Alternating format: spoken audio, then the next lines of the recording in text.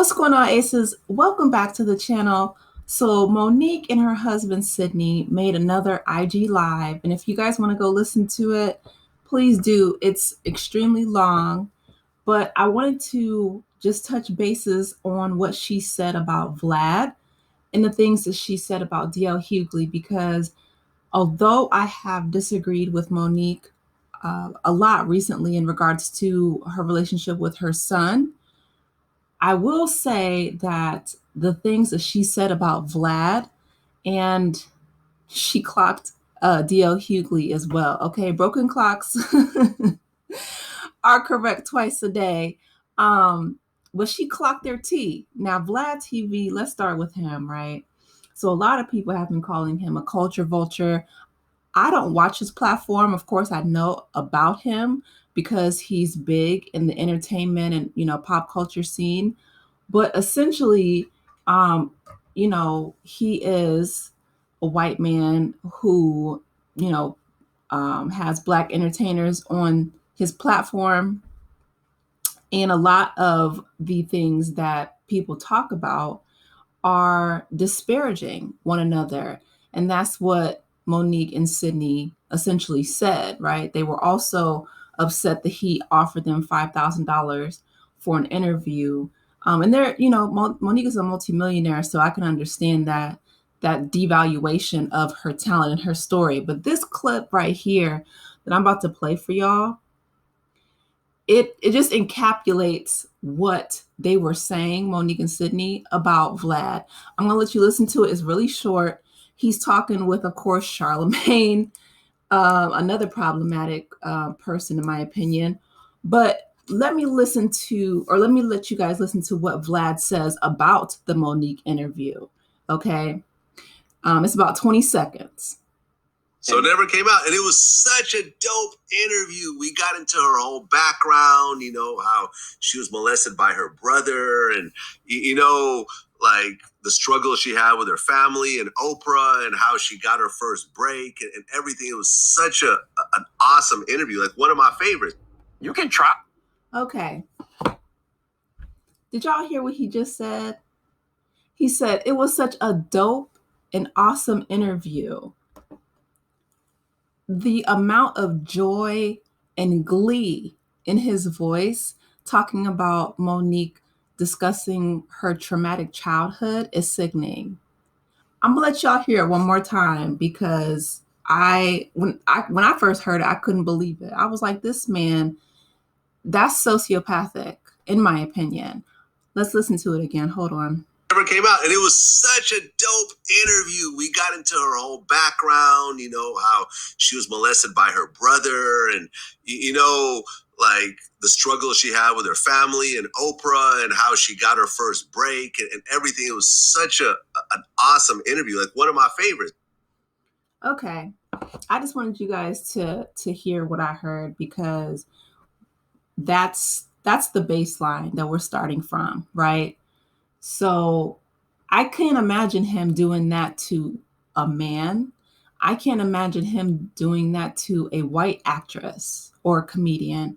I can't imagine him doing that to any other demographic other than Black women. When Malcolm X said the most disrespected person in America is the Black woman, the least protected person in America is the Black woman, he was standing 10 toes down. He was standing on business. He was right in the 60s, 1960s, and he was correct today in 2024. That was disgusting.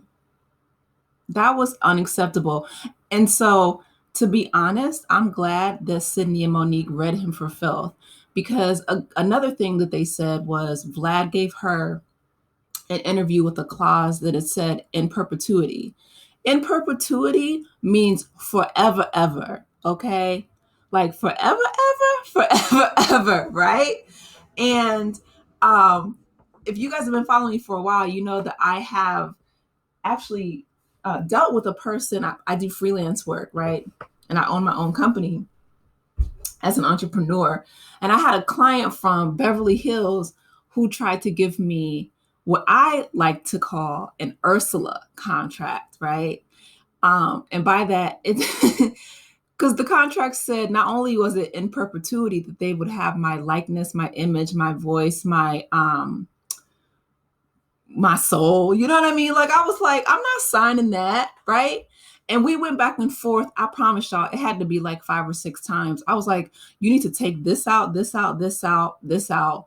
I don't care if it's Beverly Hills. I'm not signing my likeness away. What do you need my voice for, Ursula? I'm not Ariel. You know what I mean? Like, just things like that. When she was talking about how, you know, in perpetuity, they own your image or story or whatever it is forever. That's what it means. Side note, please always read your contracts very well before you sign them. Okay, so moving on. They let them have it. Sydney was just basically like, it was unacceptable.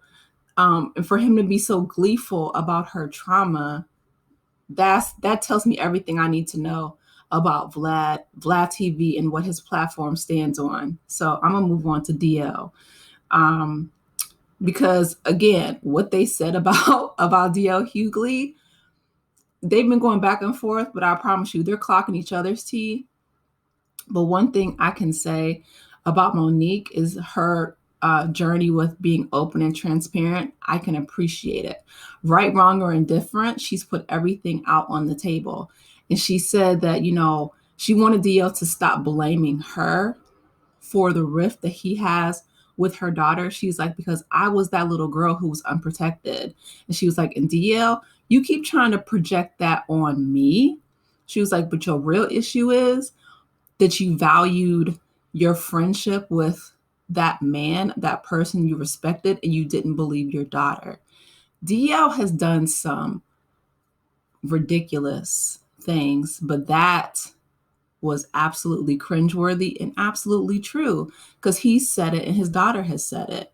And he has to live with that. And he can try to project that shame or that failure as a father onto Monique all he wants, but it falls flat, because the truth is painful, but it always stands on its own.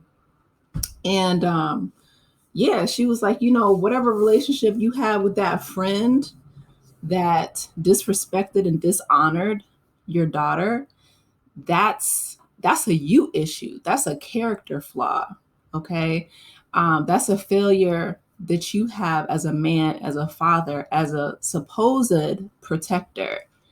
You failed, period. And she even addressed that on her tour. She keeps asking, into the mic, but she was like, how do you suck the D of a coward? And she takes off running on stage.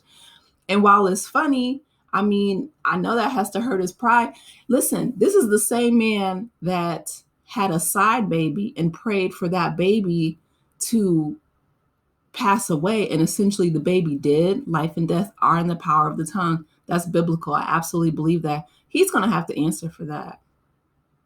That baby is innocent. I don't care, what deeds you did, or you tried to sweep it under the rug, whatever. Not only do you have enough money and resources to take care of another child, your seed that you fathered, I don't know what his definition of a father is, or his framework, his narrative, but I hope that he seeks counseling and therapy and maybe even mentorship. I know at his big age, but it's never too late as long as we have breath in our bodies. But that was some sick, twisted ish. And for that baby to have not made it. And then he said he was thankful and grateful for that. After I heard that, I was like, I'm done with DL. I can't anymore. Like, I don't listen to his show anymore. I won't watch any more of his comedy specials. To wish death on an infant?